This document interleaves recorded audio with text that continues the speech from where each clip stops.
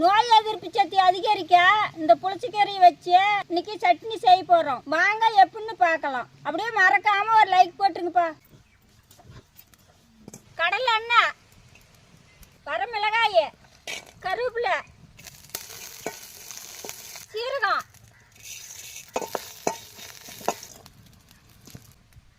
புளிச்சக்கீரையை வேக வச்சுக்கலாம்.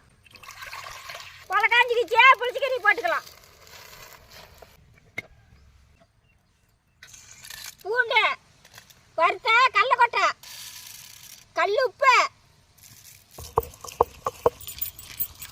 வேவிச்சா புளிச்சக்கீரை, நசுக்குன சின்ன வெங்காயம்,